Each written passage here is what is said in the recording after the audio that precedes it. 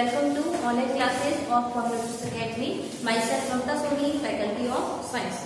आज हम 7th class में अपना चैप्टर है कौन सा, एसिड बेस एंड सॉल्ट, इसे हम आज स्टडी कर रहे हैं। ये है हमारा चैप्टर नंबर 3।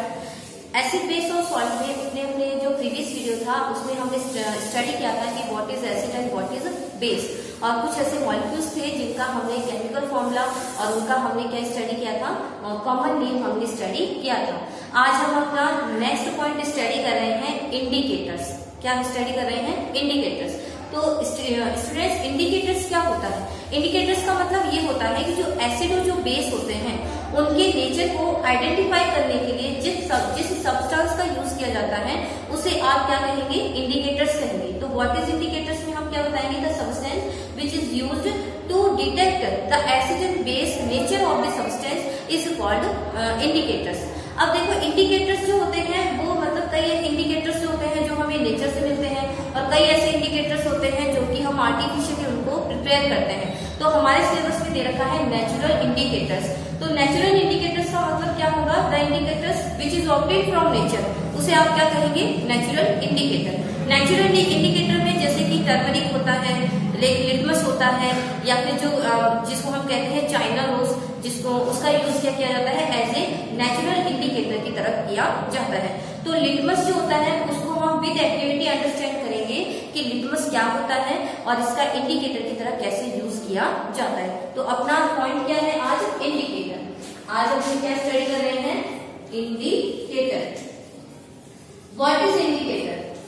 इंडिकेटर का मीन्स क्या होता है? अभी मैंने आपको बताया, the substance which is used to detect acid and base, उसको आप क्या कहेंगे? इंडिकेटर कहेंगे। तो हम क्या स्टडी करेंगे? द सब्सटेंस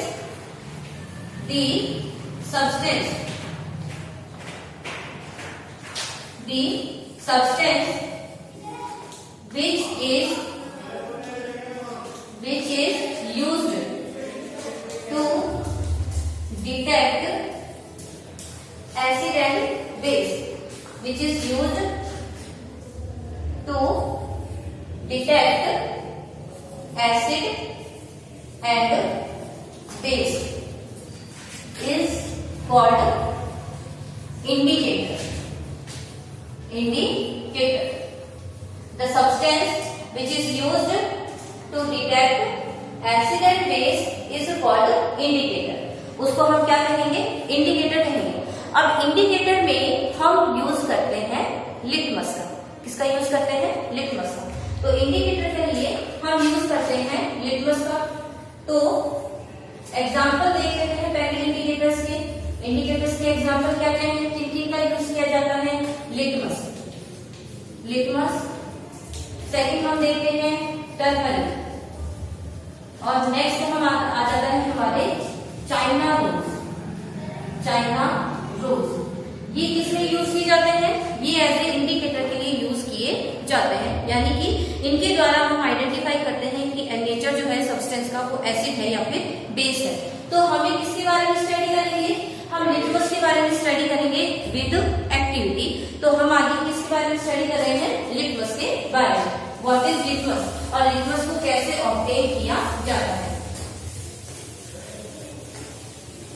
तो इंडिकेटर में हम क्या स्टडी कर रहे हैं? लिटमस।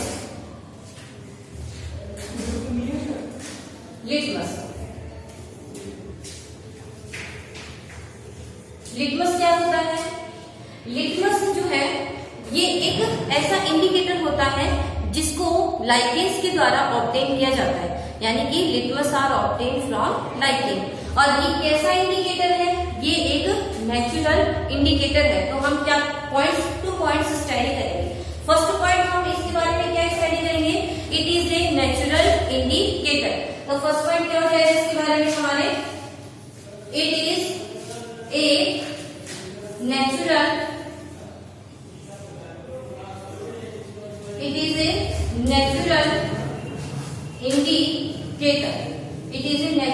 इंडिकेटर। सेकंड पॉइंट हम इसमें क्या स्टडी करेंगे कि जो लिटमस होता है ये कहां से ऑब्टेन किया जाता है? It is obtain from lichens. इनको किससे ऑब्टेन किया जाता है? लाइकेन से। तो हम क्या स्टडी करेंगे? It is obtain from lichen. It is obtain from lichen, इसको लाइकेन से ऑब्टेन किया जाता है। अब हम आता है कि जो ये जो लिटमस होता है इसका हम यूज कैसे करते हैं। लिटमस का यूज जो होता है वो सॉल्यूशन की फॉर्म में भी किया जाता है और पेपर स्ट्रिप्स के फॉर्म में भी किया जाता है, यानी कि जो लिटमस होता है वो हमें पेपर की फॉर्म में भी मिलता है और सॉल्यूशन की फॉर्म में भी मिलता है। तो हम नेक्स्ट पॉइंट की स्टडी करेंगे। इट इज यूज्ड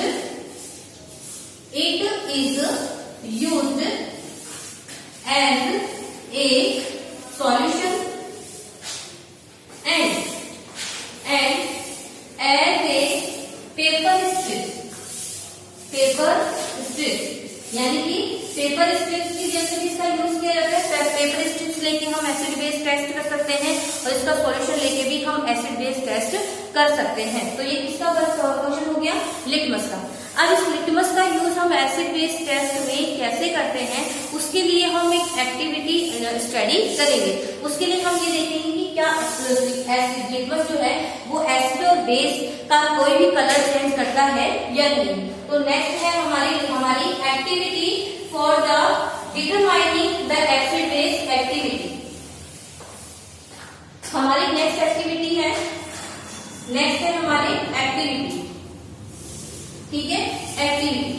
एक्टिविटी में क्या करेंगे अपन, देखिए एक्टिविटी में हमें ये करना है, हम हमारे घरों में नॉर्मली लेमन सबके घर में होता है, तो हमें क्या करना है, हमें लेमन जूस लेना है। क्या लेना है हमें, लेमन जूस। किसी भी छोटे से कप में या प्लास्टिक कप होता है उसके अंदर हम लेमन जूस ले सकते हैं।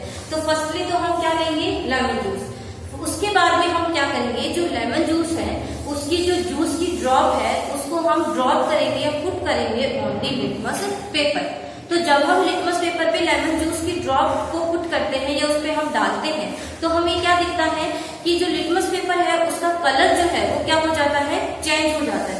लिटमस पेपर का कलर क्या हो जाता है, चेंज, और उसका कलर जो है वो हमें कैसा चेंज होता हुआ दिखाई देता है। जैसे मान लीजिए लिटमस पेपर है, अगर आप एसिड लोगे, लिटमस पेपर के ऊपर अगर हम एसिड डालते हैं तो एसिड जो होता है वो लिटमस पेपर को ब्लू में कन्वर्ट कर देता है। किसमें कन्वर्ट कर देता है, ब्लू में। अगर आपका लिटमस पेपर एसिड सॉल्यूशन या लेमन जूस को डालने के बाद में आपको ब्लू कलर दे रहा है तो आप क्या समझेंगे, उसका नेचर कैसा है, एसिड। समझ में आ रहा है। और अगर उसी लिटमस पेपर के ऊपर अगर हम किसी बेस को डालें या मान लीजिए हम किसी बेस वाले सॉल्यूशन को डालें तो अगर उसका जो कलर है वो कैसा हो जाएगा, रेड। अगर लिटमस पेपर का कलर रेड होता है तो आप बताएंगे नेचर कैसा होगा, बेसिक। और अगर लिटमस पेपर का कलर हो जाता है ब्लू तो आप नेचर कैसा बताएंगे, हमारा एसिडिक। समझ में आ रहा है बच्चों को। तो देखो एक्टिविटी में हमने क्या किया, हमने एक्टिविटी के फर्स्ट स्टेप में क्या किया, we take lemon juice in a plastic cup, plastic cup में क्या लिया हमने, लेमन जूस लिया। अब क्या कर रहे हैं, drop the lemon juice on the litmus paper. तो हम सेकंड स्टेप में क्या करेंगे, drop the lemon juice on the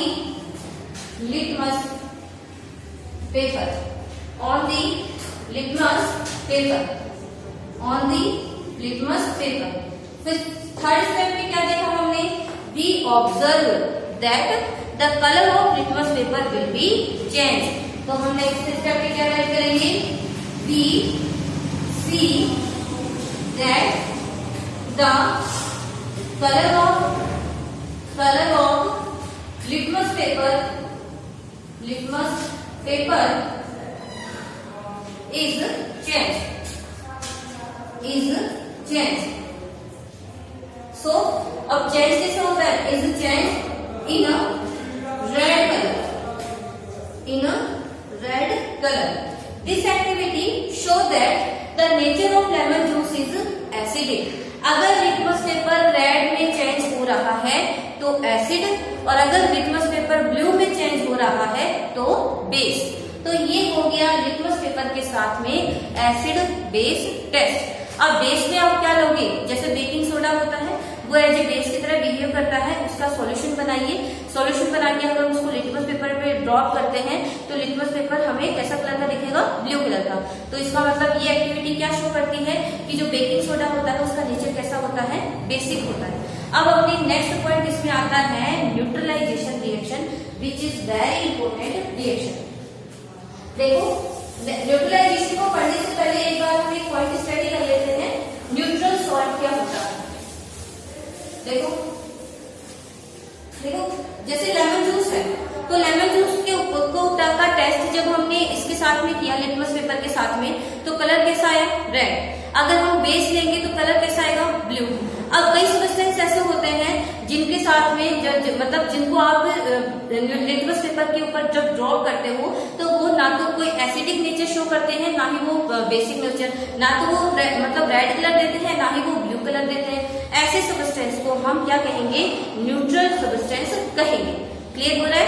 तो the substance which does not give acid या basic nature, या the substance which does not have acid or basic nature, that is called neutral solution।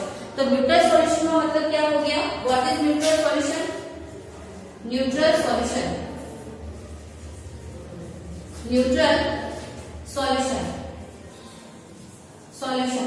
इसमें आप क्या कहेंगे, the solution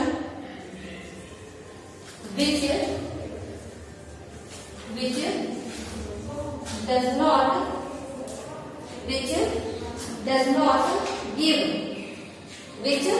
does not give red and blue color, that means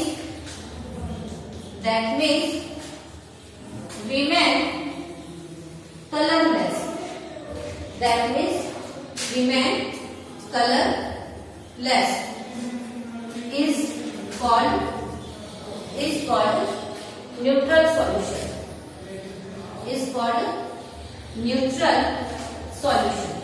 क्या कहेंगे उसको, neutral solution कहेंगे। अब न्यूट्रल सॉल्यूशन के बाद में आज नेक्स्ट पॉइंट आता है हमारे क्या, न्यूट्रलाइजेशन रिएक्शन। वेरी इंपॉर्टेंट, आपके नेक्स्ट ईयर में भी आपके मतलब काम आएगी जब आप 8th क्लास में जाएंगे। तो 7th क्लास में अपने हैं next point neutralization reaction. Neutralization reaction अपना चैप्टर क्या है, एसिड बेस सॉल्ट। तो न्यूट्रलाइजेशन रिएक्शन में किसके बीच में होगी, एसिड बेस के बीच में। तो जो रिएक्शन एसिड बेस के बीच में हो रही है उसी रिएक्शन को हम क्या कहते हैं, न्यूट्रलाइजेशन रिएक्शन। तो what is the neutralization reaction, the reaction between acid and base is called neutralization reaction. अब इसका प्रोडक्ट हमें पता होना चाहिए कि न्यूट्रलाइजेशन रिएक्शन में प्रोडक्ट क्या बनता है। न्यूट्रलाइजेशन रिएक्शन में प्रोडक्ट की फॉर्म में एक तो बनता है सॉल्ट। सॉल्ट जो है वो ना तो एसिडिक नेचर शो करेगा, ना ही वो बेसिक नेचर शो करेगा। न्यूट्रलाइजेशन रिएक्शन में बनने वाला सॉल्ट जो होता है वो न्यूट्रल होता है नेचर में। इसके साथ में इसमें बनता है वाटर। क्या बनेगा, वाटर। अब न्यूट्रलाइजेशन रिएक्शन जो होती है उसको अगर हम देखें एनर्जी के बेस पे ये होती है एक्सोथर्मिक। क्यों होती है, क्योंकि जब न्यूट्रलाइजेशन रिएक्शन कंप्लीट होती है तो इसमें एनर्जी को रिमूव होती है, यानी एनर्जी क्या करती है इसमें एज ए प्रोडक्ट के साथ में रिलीज होती है, इसलिए हम इसको क्या कहते हैं, एक्सोथर्मिक रिएक्शन भी कहते हैं। तो अपना नेक्स्ट पॉइंट क्या है, न्यूट्रलाइजेशन रिएक्शन। तो नेक्स्ट पॉइंट हम स्टडी करेंगे न्यूट्रलाइजेशन रिएक्शन।